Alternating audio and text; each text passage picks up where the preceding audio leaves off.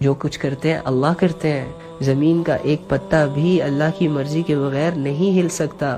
ایک پتا جب درخت سے ٹوٹتا ہے وہ کتنی سلوٹیں اور کتنی کروٹیں بدل بدل کر زمین کی تہہ کو لگتا ہے، اللہ کو وہ بھی معلوم ہے.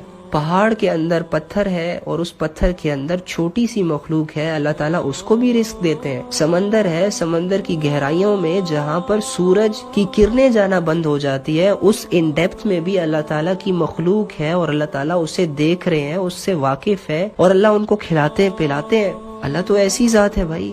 تمہارے دلوں میں کیا چل رہا ہے، تمہاری سوچ میں کیا چل رہا ہے، تم نے آج کیا کیا، تم بھول گئے لیکن اللہ نہیں بھولتا. اللہ کو دل کے حالات پتہ ہے، تمہارے ایک ایک بات کا، تمہارے ایک ایک سوچ کا، تمہاری ایک ایک خیالات کا، کنورسیشن کا، موبائل میں لکھے گئے میسیجز کا، لوگوں کی پوسٹوں پہ کیے گئے کمنٹس کا، لوگوں سے ان باکس میں وہ میسیجز جو تم لوگ اپنے بھائیوں سے، بہنوں سے، ماؤں سے چھپاتے ہو. یقین کرو اللہ تو وہ بھی جانتا ہے. وہ کالز پہ باتیں کرنا جو چھت پہ چاہ کر تنہائی میں کی جاتی ہیں، اللہ وہ بھی جانتا ہے. ہم لوگوں نے پتہ نہیں کیا سمجھا ہوا ہے. یقین کرو اللہ تو اللہ ہے بھائی.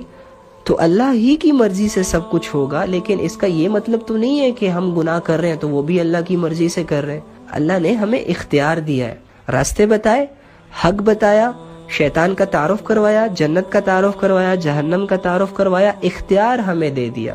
کیا کیا؟ اختیار ہمیں دے دیا کہ میرے بندے تو دنیا کی زندگی میں دو راستوں کو فیس کرے گا. ایک راستہ تمہیں جہنم کی طرف لے کے جائے گا، ایک راستہ تمہیں جنت میری رضا کی طرف لے کے آئے گا. تو میرے بندے میں تمہیں صرف اتنا اختیار دیتا ہوں کہ تو اپنی مرضی سے جہاں چاہے جائے، جہاں چاہے جائے. بس اب یہ اختیار ہوتا ہے، یہ وہ فیصلہ ہوتا ہے جو ہمیں روزمرہ کی زندگی میں ہر کام کو کرتے ہوئے کرنا ہوتا ہے. نماز کا وقت ہے لیکن میں یہاں پر مجھے ٹیسٹ بھی ملا ہے، میں نے اسائنمنٹ بھی لکھنی ہے. اب ڈیسائیڈ تم نے کرنا ہے میرے بندے، تو اسائنمنٹ میں ہی لگا رہے یا نماز پڑھے.